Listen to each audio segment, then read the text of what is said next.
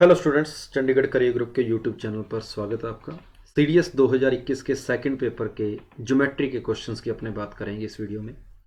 Geometry में से 10 question आए थे और 10 क्वेश्चन जो थे पैराग्राफ की फॉर्म में आए थे। तीन तीन दो दो के पैराग्राफ आए थे और कैलकुलेशन थोड़ी सी इसकी आप कह सकते थे कि हमें कैलकुलेशन की ज़रूरत पड़ती इनके लिए। तो अपने उन्हीं क्वेश्चंस को शुरू करते हैं। पहले क्वेश्चन के साथ अपने बढ़ेंगे। क्वेश्चन में बोला गया है कि ए बी साइड 6 सेंटीमीटर है किसी ट्रायंगल की और बीसी साइड 10 सेंटीमीटर है, सी ए साइड 8 सेंटीमीटर है। ए बी सी को सेंटर मानकर 3 सर्कल बनाए गए हैं जो एक दूसरे को एक्सटर्नली टच करते हैं। यह डायग्राम क्वेश्चन में नहीं दिया गया था, आपने स्टेटमेंट को पढ़कर यह डायग्राम बनाना था। तो अगर आप यहां पर देखेंगे कि 6 का स्क्वायर और 8 का स्क्वायर मिलकर 10 का स्क्वायर बनाता है, इसका मतलब ट्रायंगल राइट एंगल होगा। तो मैंने यहां पर एक राइट एंगल ट्रायंगल बनाया और तीनों जो अपने वर्टेक्स हैं वहां पर सेंटर मानते हुए हमने 3 सर्कल खींच दिए। अब यहां पर आपको पता लग रहा है कि बीसी साइड आपके पास 10 सेंटीमीटर है जो कि सबसे बड़ी साइड है, जो कि हाइपोटेनस है। और हाइपोटेनस अगर आपके पास ये टोटल 10 है, आपके पास टोटल हाइपोटेनस आपके पास 10 है। अब यहां पर देखने पता लग रहा है ये साइड थोड़ी सी बड़ी है, सर्कल ये थोड़ा सा बड़ा है, ये सर्कल थोड़ा सा छोटा है। और ए बी साइड आपके पास 6 है और ए सी 8 है। तो यहां पर 8 और 6 में से कोई भी एक परपेंडिकुलर है, कोई भी एक हाइपोटेनस है। इसका मतलब ए पॉइंट जो है वो ये पॉइंट है ए पॉइंट वो है जहां पर राइट एंगल ट्रायंगल बन रहा है। उसने बाद बोला है ए बी 6 है, तो ये आपके पास बी हो गया, ये टोटल 6 है, ये आपके पास सी हो जाएगा। तो यहां पर इसको मैंने नाम दे दिया स्मॉल एक्स बोल दिया, ये भी स्मॉल एक्स हो जाएगी। फिर उसके बाद इसको स्मॉल वाई बोल दिया तो ये भी स्मॉल वाई हो जाएगी। इसको स्मॉल जेड बोल दिया तो ये भी स्मॉल जेड हो जाएगी। तो आपने देखा कि उसने पूछा सम ऑफ रेडियस पूछो बताओ, मतलब तीनों का सम बताना है मुझे, x plus y plus z की वैल्यू इस क्वेश्चन में फाइंड करनी है। मुझे दिया क्या है, कहता है ए बी आपको 6 दे रखा है, मतलब एक्स प्लस वाई की वैल्यू आपको 6 दे रखी है। उसके बाद बी सी आपको 10 दे रखा है, मतलब वाई प्लस जेड की वैल्यू आपको 10 दे रखी है। और सी ए की वैल्यू आपको 8 दे रखी है, मतलब जेड प्लस एक्स की वैल्यू आपको 8 दे रखी है। और जब आप इन तीनों इक्वेशंस को ऐड करेंगे तो 2 into x plus y plus z की वैल्यू आपके पास 24 आ गई। यहां से x plus y plus z की वैल्यू आपके पास 12 आ जाएगी और इस पहले क्वेश्चन का आंसर आपके पास सी ऑप्शन हो जाएगा। हमने तीनों साइड्स को ऐड करके बाय 2 कर दिया और ये ट्रायंगल का हमारा पेरीमीटर आ गया। और ट्रायंगल का पेरीमीटर तो इनका सम ही हो जाएगा, तो सेमी पेरीमीटर ही हमारा आंसर होगा इस क्वेश्चन में। जो ट्रायंगल का सेमी पेरीमीटर है वही हमारा आंसर होगा। तो इस क्वेश्चन का आंसर आ जाएगा 12 सेंटीमीटर। तो x प्लस वाई की वैल्यू जब 6 आप यहां पर पुट करेंगे तो आप देखेंगे कि z की वैल्यू आपको 6 मिल रही है, मतलब ये आपको 6 मिल जाएगी, ये 6 है। उसके बाद y प्लस जेड की वैल्यू अगर आप यहां पर 10 पुट करोगे तो आप देखेंगे कि x की वैल्यू आपको 2 मिल गई, मतलब ये जो साइड है ये 2 है, ये रेडियस 2 है, सबसे छोटे सर्कल की रेडियस 2 है। तो ये पूरी ए सी आपके पास 8 होनी चाहिए थी, 2 प्लस 6 8 पूरी है। ए बी आपके पास टोटल 6 होनी चाहिए थी, जिसमें से ये रेडियस अगर 2 है तो बाकी ये रेडियस 4 हो जाएगी, मतलब y की वैल्यू आपके पास 4 है। तो ये जो सबसे बड़ा सर्कल है उसकी रेडियस 6 है, सबसे छोटा सर्कल है उसकी रेडियस 2 है, और जो ये बीच वाला सर्कल बच गया इसकी रेडियस 4 सेंटीमीटर है। तो पहले क्वेश्चन का आंसर हमारा सी ऑप्शन आ गया था। अब आपको मैंने जैसा कि बताया है और ऊपर लिखा भी हुआ है कि ये पैराग्राफ का क्वेश्चन है, तो ये जो तीनों सर्कल्स की हमने रेडियस निकाली है ये हमारी आगे काम आएगी दूसरे क्वेश्चन की ओर। तो आपने यहां पर ये देखा कि सबसे छोटे सर्कल की रेडियस 2 है, उससे बड़े की रेडियस 4 है और सबसे बड़े की रेडियस 6 है।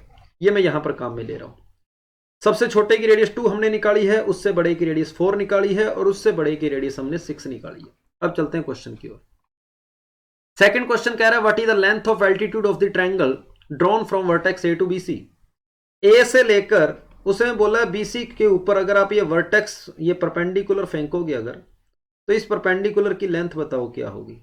इस परपेंडिकुलर की लेंथ ये पूछी गई है क्वेश्चन में, ये जो परपेंडिकुलर बना है इसकी लेंथ क्या होगी। तो आपको पता है परपेंडिकुलर इनटू बेस, किसी भी राइट एंगल ट्रायंगल के लिए ये जो उसका परपेंडिकुलर होता है और जो उसका बेस होता है, इन दोनों का प्रोडक्ट हमेशा हाइपोटेनस इनटू ये जो एल्टीट्यूड बनाया गया है राइट एंगल ट्रायंगल से उसके प्रोडक्ट के इक्वल होता है।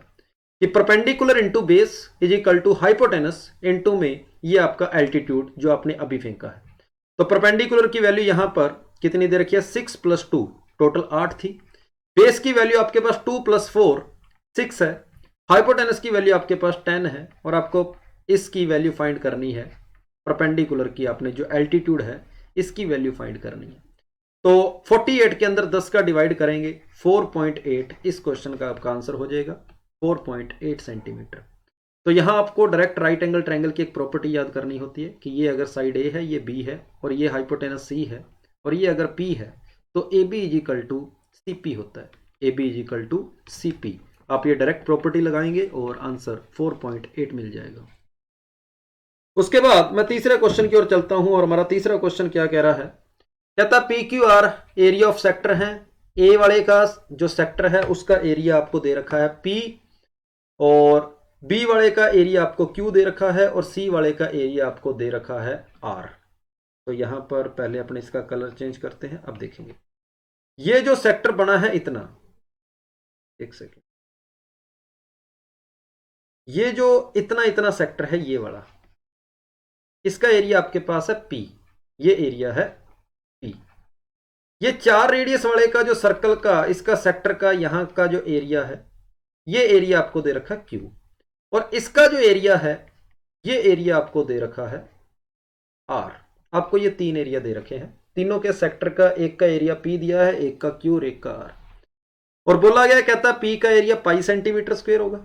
तो पी आपने देखा कि यहां पर ये तो राइट एंगल ट्रायंगल है तो एक क्वार्टर सर्कल बन गया, एक सर्कल का चौथा हिस्सा बन गया। तो सर्कल का एरिया होता है sir pi r square, pi into में आर का स्क्वायर। लेकिन ये सर्कल का 1/4 पार्ट है तो इसके आगे मैं 1/4 लगा दूंगा और इस 4 से ये 4 कैंसिल हो जाएगा और आपके पास एरिया इसका पाई आ गया। मतलब मेरा पहला स्टेटमेंट जो है बिल्कुल सही है कि पी वाले जो अपने पास क्वार्टर है उसका एरिया पाई हो जाएगा। उसके बाद इस क्यू का एरिया निकालकर उसको 9 से मल्टीप्लाई करना है और इस आर का एरिया निकालकर उसको 4 से मल्टीप्लाई करना है और इसको सोल्व करके देखेंगे आंसर क्या है। तो आपको पता है किसी सेक्टर का एरिया जो होता है उसका फॉर्मूला होता है pi r square theta by 360 degree, pi r square theta by 360 degree. तो मुझे कोई एंगल नहीं पता कि थीटा कौन सा है तो मैंने किसी भी एक एंगल, इस एंगल को मान लिया कि ये एंगल सर हमारे पास थीटा हो गया। और अगर ये एंगल आपके पास थीटा आ गया तो ये जो पीछे एंगल बच गया राइट एंगल ट्रायंगल का तीसरा एंगल बच गया, ये अपने आप ही आपके पास 90 माइनस थीटा हो जाएगा, 90 माइनस थीटा। तो 6 रेडियस वाले सेक्टर का जो एरिया आएगा वो आपको उसने आर दे रखा है, ये आर बोला है तो ये हो जाएगा 4 इंटू में आर और इसका एरिया होएगा पाई आर का स्क्वायर। इसकी रेडियस आपको दे रखी है 6, थीटा की जगह थीटा पड़ा ही है, अपॉन में 360 आ गया, प्लस 9Q, 9 का 9 पड़ा ही है, Q इसका एरिया है इस सेक्टर का और इसका एरिया हो जाएगा पाई आर का स्क्वायर। बस एंगल की जगह पर अब हम थीटा नहीं लेंगे, 90 माइनस थीटा लेना पड़ेगा हमें, 90 माइनस थीटा और इस पूरे के अपॉन में आ रहा है 360 आ रहा है। इसको सोल्व करेंगे और हमारे पास एरिया आ जाएगा इसका। इसको सोल्व करके देखते हैं। 9 से इसको काटा 40 बार, 4 से इसको काटा 10 बार और 2 से इसको काटा 5 बार। तो आपने देखा 2/5 पाई ब्रैकेट में आ गया 90 माइनस थीटा, प्लस 4 से इसको काटा 90 बार, 6 से इसको काटा 15 बार, 3 से इसको काटा 2/5 तो 2/5 पाई थीटा आ गया।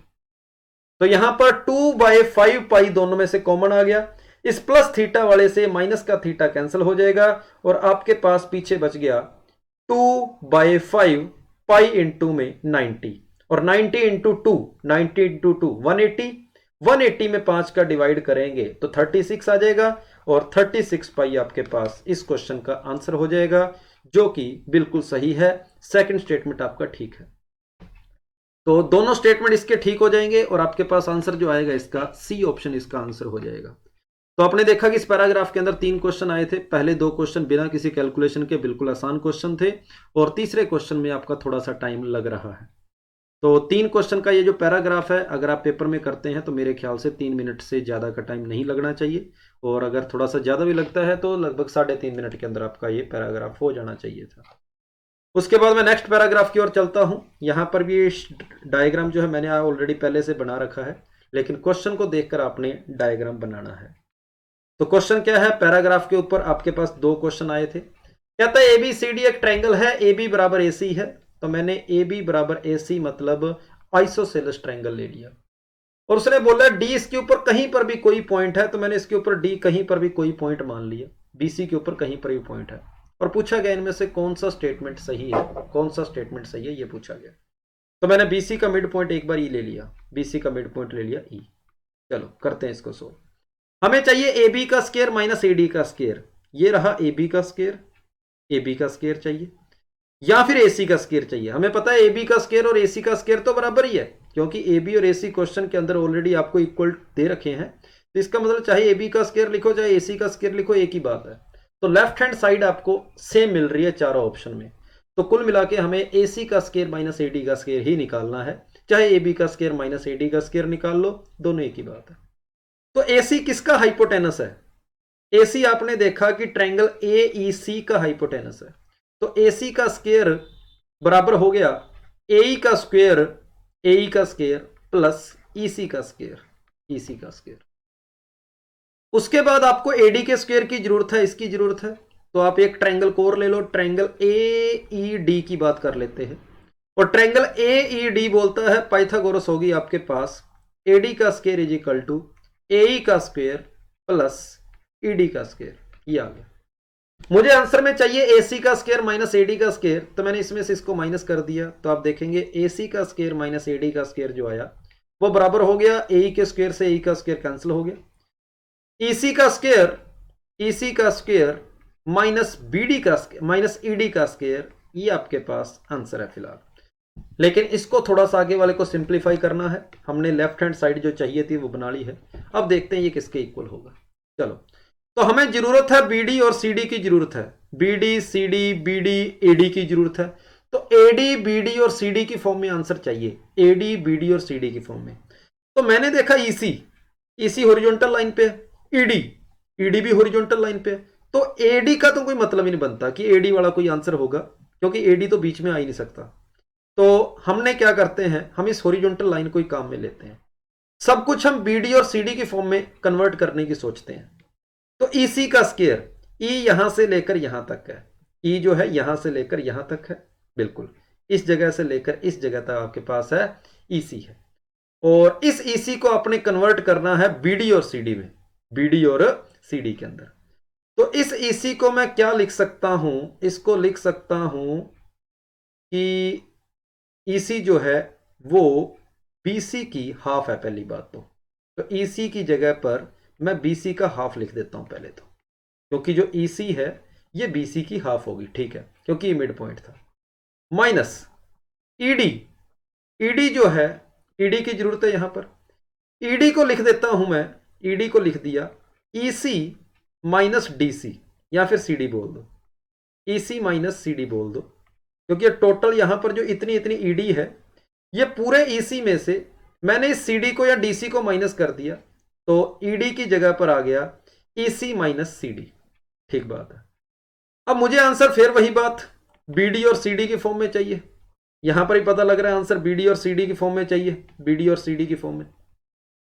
तो CD तो दिखाई देने लग गया। अब अपने को BD को और बीच में लेके आना है, BD को और लेके आएंगे। तो BC का स्क्वायर अपॉन 2, इस BC को, इस पूरे BC को मैं ये लिख सकता हूं, पूरे BC को, कि BD प्लस DC, पूरे BC को लिखा जा सकता है BD प्लस DC लिखा जा सकता है। तो BC को लिख दिया BD प्लस DC, और अपॉन में पड़ा है 2 और इसका आ गया होल स्क्वायर, माइनस EC आपके पास था E से लेकर C तक, ये पूरा EC है। और EC को आपको पता ही है, EC को थोड़ी देर पहले हम लिख के हटे हैं। यहां पर EC, यहां पर BD का, ये सॉरी ED का स्क्वायर था। तो इसको थोड़ा सा अपने यहीं पर ही सोल्व कर देते हैं, इसको इतना आगे जाने की बजाय, कि एक बार ये EC का स्क्वायर है, EC के स्क्वायर की जगह पर EC का स्क्वायर पड़ा रहने दो, क्योंकि मैंने ED को भी EC की फॉर्म में कन्वर्ट कर लिया। चलो, तो यहां पर ये आ गया EC का स्क्वायर जो था वो वैसे का वैसे पड़ा ही है। तो जब आप इसका होल स्क्वायर खोलेंगे तो आप देखेंगे कि EC का स्क्वायर माइनस EC का square minus plus 2EC into में CD और माइनस का आ जाएगा CD का स्क्वायर आ जाएगा, कुछ ऐसा आ गया। EC के स्क्वायर से EC का स्क्वायर कैंसिल हो गया, EC के स्क्वायर से EC का स्क्वायर कैंसिल हो गया, ठीक बात है। फिर यहां पर इन दोनों में से आपने देखा कि CD कॉमन आ गया, पीछे बचा 2EC minus CD, 2EC minus CD।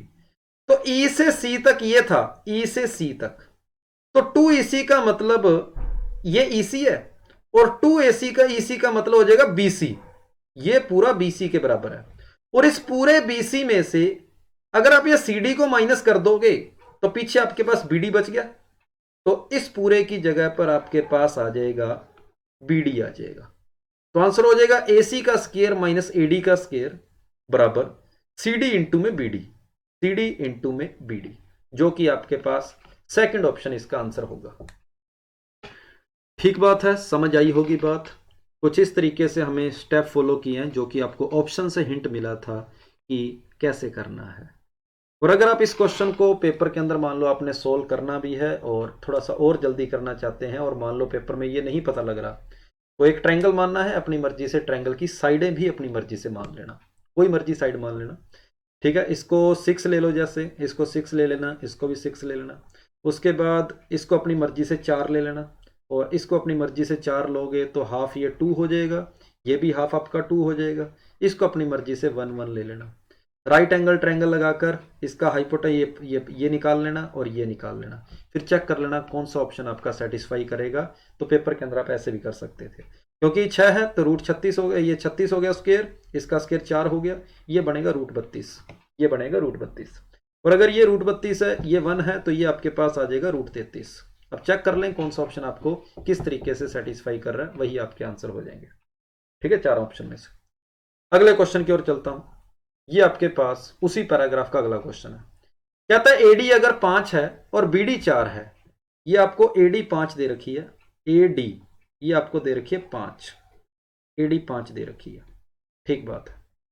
और BD आपको 4 सेंटीमीटर दी है, BD B से लेकर D तक की लेंथ आपको टोटल दे रखी है 4 सेंटीमीटर, ठीक बात है। और बोला गया CD 6 सेंटीमीटर है, C से लेकर D तक ये आपको 6 दे रखी है, ये 6 दे रखी है, ठीक है। तो पहले अपने नया डायग्राम भी बना लेते हैं इसके अकॉर्डिंग। AB और AC बराबर थी, AB और AC आपके पास एक हाइपोटेनस सॉरी आइसोसेलेस ट्रायंगल है। उसने बोला है कि AD 5 है, D मैंने कुछ इस तरीके से लेना है कि AD 5 हो बट BD 4 हो। B से D की लेंथ जो है वो 4 है, BD 4 है, लेकिन AD A से लेकर D तक जो है ये 5 है, लेकिन CD क्वेश्चन में 6 दे रखी है। तो दोबारा देखते हैं इसको, ये आइसोसेलेस ट्रायंगल है और ये A है, ये B है, ये C है। B से D की लेंथ कम है और C से D की लेंथ ज़्यादा है। अब ठीक है, B से D की लेंथ कम है और C से D की लेंथ ज़्यादा है, ये 6 होगी, ठीक बात है। अब AD उसने 5 दे रखी है, AD की वैल्यू जो थी ये आपको 5 दे रखी है, ठीक बात है। पूछा गया है AB की वैल्यू बताओ क्या होगी, इस AB की वैल्यू आपने बतानी है क्या होगी। तो पीछे वाला डायग्राम की तरह हो जाएगा, मैंने एक इस तरीके से परपेंडिकुलर फेंक लिया जो कि बिल्कुल मिड में जाकर गिरेगा। तो ये 4 है, ये 6 है, तो टोटल 10 होगी। तो इससे इधर भी 5 है, इससे इधर भी 5 है, इसका मतलब यहां पर आपके पास 1 आ गया। ये आपके पास राइट एंगल ट्रायंगल का हाइपोटेनस 5 है, बेस 1 है, तो पाइथागोरस से परपेंडिकुलर आपके पास रूट 24 हो जाएगा। अब इस बड़े वाले राइट एंगल ट्रायंगल की बात कर लेते हैं, अपने बड़े वाले राइट एंगल ट्रायंगल की। बेस अगर रूट 24 है परपेंडिकुलर और अगर आपका बेस 4 है तो हाइपोटेनस कितना होगा, तो ये आपके पास हो जाएगा अंडर रूट के अंदर बेस का स्क्वायर, बेस आपके पास सॉरी 4 और 1 5 है टोटल बेस, और 5 का स्क्वायर आपके पास आ गया 25 प्लस परपेंडिकुलर आपको दे रखा है रूट 24 और रूट 24 का स्क्वायर आ गया 24। तो पाइथागोरस से हाइपोटेनस की वैल्यू आपको 7 मिल जाएगी और इस क्वेश्चन का आंसर फर्स्ट ऑप्शन हो जाएगा। क्लियर हुई होगी बात। पीछे वाले क्वेश्चन का ही था, पाइथागोरस जो अपना पिछले पैराग्राफ है उसी का क्वेश्चन था, और आपको पता है कि ट्रायंगल आपको आइसोसेलेस दिया था, AB और AC आपके लिए बराबर है। आइसोसेलेस ट्रायंगल था, इसीलिए जब मैंने मिड पॉइंट को ऊपर से मिलाया तो परपेंडिकुलर बना। आइसोसेलेस ट्रायंगल था इसीलिए, नहीं तो और किसी ट्रायंगल के अंदर ये प्रॉपर्टी नहीं लगती। तो ये क्वेश्चन नंबर 5वां था, और जो कि पैराग्राफ का आपका इस पैराग्राफ का दूसरा क्वेश्चन था। उसके बाद मैं तीसरे पैराग्राफ की ओर चलता हूं। तीसरा पैराग्राफ कहता किसी राइट एंगल ट्रायंगल की बात की गई है, किसी ट्रायंगल की बात की गई, राइट एंगल नहीं दिया, और 3 क्वेश्चन है इस पैराग्राफ के ऊपर। 3 क्वेश्चन है इस पैराग्राफ के ऊपर। कहता है A B is equal to 1.6 है, B C is equal to 6.3 है, और सी ए आपको 6.5 दे रखी है। पी और क्यू जो है वो ए बी और बी सी के मिड पॉइंट है। तो ठीक है, यहां पर इसको देखकर पता ही लग रहा है ये तो। अगर आप इन तीनों को देखेंगे तो आप देखेंगे कि 16 का स्केयर और 63 का स्केयर जो होता है ना, वो 65 का स्केयर होता है। मतलब ये भी पाइथागोरस लग गई। और ये क्वेश्चन भी हमारा राइट एंगल ट्रायंगल का ही है। चलो भी राइट एंगल ट्रायंगल बनाते हैं। एक साइड बिल्कुल ही कम है, 16 है, तो मैंने बिल्कुल कम 16 साइड ले ली। ये लो भी, ये राइट एंगल ट्रायंगल हो गया। सबसे बड़ी साइड सी ए है, सी ए सबसे बड़ी साइड है, मतलब ये बी पॉइंट होएगा। और ये आपके पास ए है, ये 1.6 है, ये 6.3 है, और ये आपके पास है 6.5। चलो ये पॉइंट हो गया सी। उसने बोला ए बी का स्केयर, ठीक है अभी ए बी का स्केयर बताना है। ए बी का स्केयर प्लस बी क्यू का स्केयर। अब ये क्यू क्या है? Q is the mid point of BC, BC का मिड पॉइंट है क्यू, ठीक बात है, ये पॉइंट क्यू है। ए बी का स्केयर मतलब 1.6 का square plus 4 into B Q का स्केयर, बी क्यू का स्केयर। और बी क्यू आपको पता ही है, क्यू अगर मिड पॉइंट है तो बीसी का हाफ है, बीसी का हाफ है। और इस 4 से ये 4 कैंसिल हो गया, मतलब मुझे 1.6 का स्केयर प्लस बीसी का स्केयर, और बीसी आपके पास कितना है 6.3। मुझे इसका स्केयर चाहिए, इसको सोल्व करना है। और अभी आपके सामने पाइथागोरस लिखी ही हुई है कि 1.6 और 6.3 मिलकर 6.5 का स्केयर बनाएंगे। और 65 का स्केयर आपको पता ही है 4225 होता है। तो आपके पास इस क्वेश्चन का आंसर हो जाएगा 42.25। बी ऑप्शन इसका आंसर है। तो अगर आपको 16, 63 और 65 को देखते ही पता लग रहा है कि पाइथागोरस थ्योरम लग रही है, तो राइट एंगल ट्रायंगल है, तब आपके लिए क्वेश्चन कुछ भी नहीं था। और अगर किसी के दिमाग में नहीं आ रहा 16, 63 और 65, तब थोड़ा सा दिक्कत दे सकता है। तो इसलिए जितने पाइथागोरस ट्रिपलेट बनते हैं 100 से पहले, उनको आप थोड़ा सा देख लें, ठीक है, और उससे आपको इस क्वेश्चन में आसानी रहेगी। अगले क्वेश्चन की ओर चलते हैं। पैराग्राफ के ऊपर 3 क्वेश्चन थे, मैं इस पैराग्राफ के अगले क्वेश्चन की ओर चल रहा हूं। कहता है ए क्यू का स्केयर प्लस सीपी का स्केयर। ए क्यू का स्केयर ये रहा ए क्यू का स्केयर, वेरी गुड। ए क्यू का स्केयर मतलब वो ये चाहता है, ए क्यू का स्केयर, ए क्यू का स्केयर, ठीक बात है, प्लस सीपी का स्केयर। पी क्या है? पी जो है ए बी का मिड पॉइंट है, ठीक है, ये पॉइंट पी है। यहां पर आपने इसको मिला दिया डायरेक्ट इस तरीके से, ठीक है। तो जब आप इस तरीके से परपेंडिकुलर बेस के मिड पॉइंट को मिलाते हो ना, तो आपको एक प्रॉपर्टी याद होनी चाहिए। क्या याद होनी चाहिए? कि ये जो दोनों आपने मीडियंस खींची है, ठीक है, इन मीडियंस का स्क्वायर का सम, इन मीडियंस के स्क्वायर का सम, मतलब सीपी का स्क्वायर प्लस ए क्यू का स्क्वायर, दोनों मीडियंस के स्क्वायर का सम। इसको मल्टीप्लाई कर दो 4 से, और ये बराबर होगा ये जो हमारा हाइपोटेनस है उसको 5 से मल्टीप्लाई कर दो। ये राइट एंगल ट्रायंगल की बड़ी फेमस प्रॉपर्टी है, पेपरों के अंदर बार बार पूछी जाती है। ये आपको डायरेक्ट प्रॉपर्टी याद करनी होती है कि दोनों इस मीडियंस के स्क्वायर का सम, उसको 4 से गुणा कर दो, बराबर होगा ए सी का स्क्वायर। तो सीपी का स्क्वायर प्लस ए क्यू का स्क्वायर, क्वेश्चन में देखेंगे ए क्यू का स्क्वायर प्लस सीपी का स्क्वायर ही हमारे से पूछा गया है। इसकी डायरेक्ट वैल्यू हमारे से पूछी गई है, इस पूरे की वैल्यू, इस पूरे की वैल्यू पूछी गई है। तो 4 उधर जाकर अपॉन में आ जाएगा, तो 1.25 इंटू ए सी का स्क्वायर। इस क्वेश्चन का आंसर हो जाएगा 1.25 इंटू ए सी का स्क्वायर। सी ऑप्शन आपका आंसर है। सीधा सीधा प्रॉपर्टी बेस्ड एक क्वेश्चन है। मैं जब भी राइट एंगल ट्रायंगल करवाता हूं उसके अंदर ये प्रॉपर्टी जरूर लिखवाता हूं, और सी ऑप्शन आपके पास आंसर हो जाएगा। अगला क्वेश्चन कहता है सीपी का स्क्वायर माइनस ए क्यू का स्क्वायर, उसको 4 से गुणा करना है। तो सीपी का स्क्वायर ए क्यू का स्क्वायर, सीपी कौन सा था? सी से पी, अच्छा सीपी, ठीक है। एक बार राइट एंगल ट्रायंगल यहां पर भी बना ही लेते हैं, क्योंकि उसकी अपने को जरूरत पड़ेगी अब थोड़ा सा। तो ऑप्शन से देखकर ही पता लग रहा है कि कैलकुलेशन हमारे लिए थोड़ी सी लंबी होने वाली है।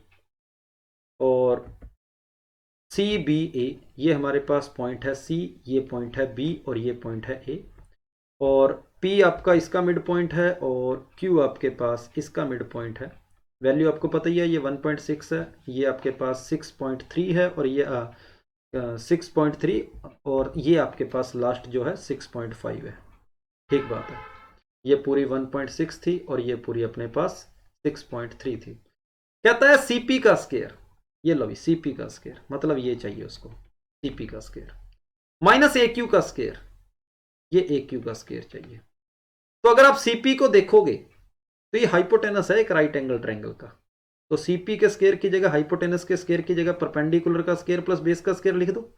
मतलब सीपी के स्केयर की जगह पर मैं बीसी का स्केयर जो कि 6.3 का होल स्केयर है प्लस बेस जो है बीपी इसका स्केयर, तो सीपी के स्केयर की जगह पर मैं पाइथागोरस थ्योरम से सीपी के स्केयर को लिख सकता हूं सीबी का स्केयर प्लस बीपी का स्केयर।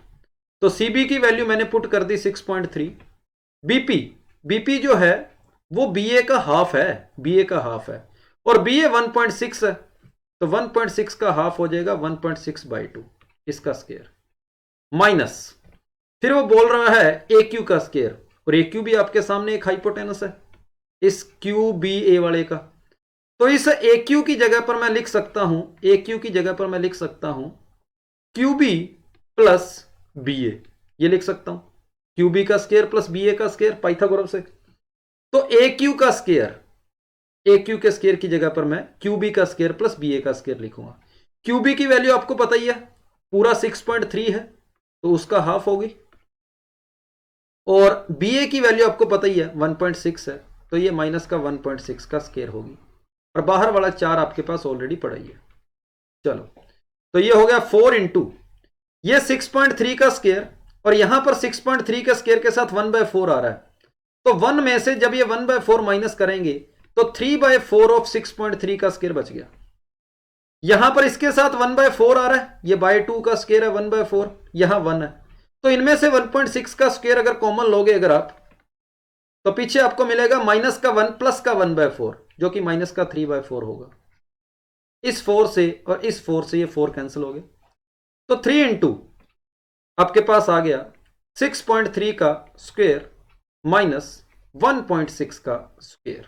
बस इसको सोल्व करना है और आपके पास इस क्वेश्चन का आंसर आ जाएगा। तो देख लेते हैं इसको सोल्व करने के क्या और कोई ट्रिक लग रही है क्या, ए स्क्वायर माइनस बी स्क्वायर वाले फॉर्मूले से मैं इसको जल्दी कर सकता हूँ।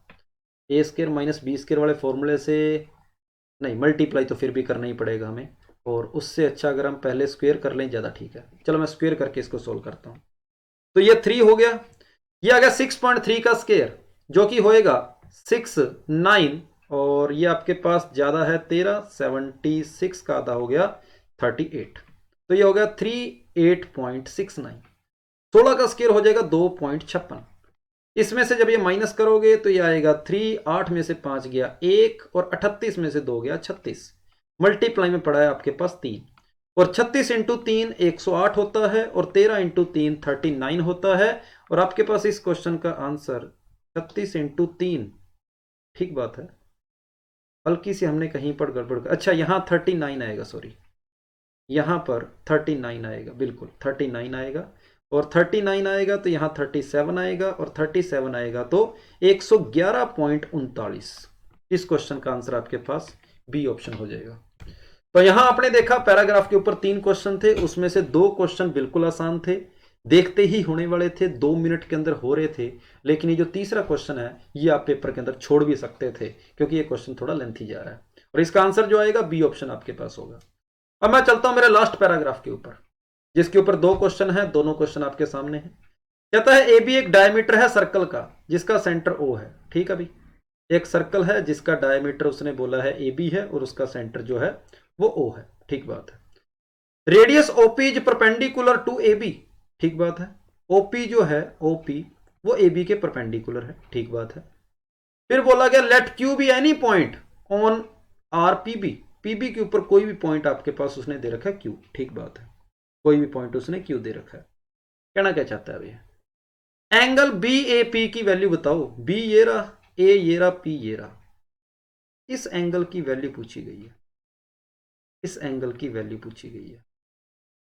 तो पहले क्यू की तो कोई बात ही नहीं कर रहा, वो सिर्फ बी ए पी की वैल्यू पूछ रहा है। तो ठीक है, पहले इसको इससे मिला दो, इसको इससे मिला दिया, ठीक बात है। तो यहां पर आपने देखा कि ये भी रेडियस है, ये भी रेडियस है, और ये रेडियस है तो ये भी रेडियस है, बिल्कुल ठीक बात है। और ये एंगल आपके पास इस एंगल के बराबर होगा, ये एंगल आपके पास इस एंगल के बराबर होगा, बिल्कुल ठीक बात है। और उसने इसको 90 बोला है, और अगर इसको 90 बोला है तो ये भी 45 है, ये भी 45 है, तो इधर भी 90 हो जाएगा, ये भी 45 हो गया, ये भी 45 है। मतलब एंगल बी ए पी तो हमारा सीधा सा आ गया 45 डिग्री, आंसर है, बिल्कुल सीधा सा हो गया 45 डिग्री, क्योंकि ये राइट एंगल ट्रायंगल बोला था और ये सर्कल की रेडियस है, रेडियस है, सेम साइड के सामने वाले एंगल बराबर होते हैं। तो यहां पर ये 90 ले गया तो 45 इसके पास बचा, 45 इधर हो गया, 45 इधर हो गया, 45 इधर हो गया। अगला क्वेश्चन की ओर चलते हैं। एंगल ए क्यू पी पूछा है, ए क्यू पी पूछा गया है एंगल। ए क्यू पी निकालते हैं, कहां पे आएगा, ये रहा ए, ये रहा क्यू और पी, वेरी गुड, ये रहा पी, ये एंगल पूछा गया है ए क्यू पी। इस एंगल की हमारे से बात करी गई है, ये एंगल कितना होगा। चलो इसके ऊपर भी थोड़ा सा सोचते हैं। यहां पर जब मैं इसको इससे मिलाता हूं तो मुझे पता है कि ये एंगल तो 90 बनेगा, इसका हिसाब तो ओके है कि ये एंगल 90 होगा, पर मेरे से ये एंगल नहीं पूछा। और इस एंगल की अगर मैं पूरे की बात करूं, ये एंगल आपको पूरा 45 पता है, ये एंगल पूरा 45 है, पूरा एंगल आपके पास 45 है, ठीक बात है। ये पूरा एंगल 45 है और मुझे एंगल चाहिए ये वाला, ये एंगल पूछा कितना होगा, ठीक बात है। और ये एंगल अपने पास है 90, कितना एंगल हो गया 90, पूरा 45 है और ये एंगल मुझे फाइंड करना है कितना होगा, ठीक है। ये एंगल 90 है, क्या मैं इसको काम में ले सकता हूँ, कोई फायदा नहीं है। और ये पूरा एंगल भी मेरे पास 90 है, क्या मैं इसको काम में ले सकता हूँ, इसको भी एक बार, कोई फायदा नहीं काम में लेने का। और यहां पर ये 90 हो गया, ये 45 हो गया, ये भी 45 है, और ये 45 है, ये 90 है, और ये एंगल फिलहाल मुझे इतना इतना पता नहीं है क्या है, ये एंगल मुझे फाइंड करना है, ठीक बात है। हाँ, ये तो और भी आसान हो गया क्वेश्चन, फिर इतना कुछ करने की जरूरत ही नहीं थी, इतना कुछ करने की इस क्वेश्चन में जरूरत ही नहीं थी, ये तो सीधा सीधा ही आंसर आ गया। सीधा सीधा कैसे आ गया, उसने बोला है कि ये मेरा डायमीटर है जो कि ए बी है, और ये पॉइंट मेरा ओ है, और ये पॉइंट मेरे पास है पी, ठीक बात है। अब वो चाहता है कि यहां पर जो पॉइंट क्यू है ना, ये क्यू ने बताओ कितना एंगल बनाया, इस क्यू ने कितना एंगल बनाया। तो यहां से मुझे ये एंगल फाइंड करना है, ए क्यू पी, ए क्यू पी, ये एंगल मुझे फाइंड करना है, ठीक बात है।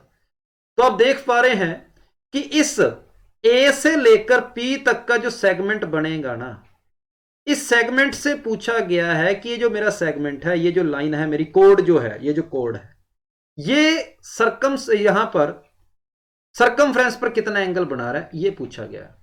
तो मुझे पता है कोड जितना एंगल सेंटर पर बनाया करती है, सेंटर पर हमेशा इसका एंगल ये डबल बनता है, और ये एंगल अगर आपके पास 90 आपको पता है तो ये अपने आप ही पीछे कितना बचा 45। तो सीधा सीधा आंसर आपके पास सी ऑप्शन हो जाएगा।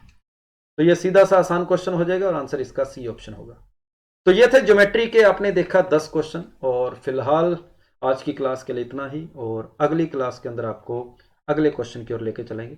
थैंक यू सभी को, जय हिंद। वीडियो पसंद आई हो तो कमेंट करना, और जय हिंद।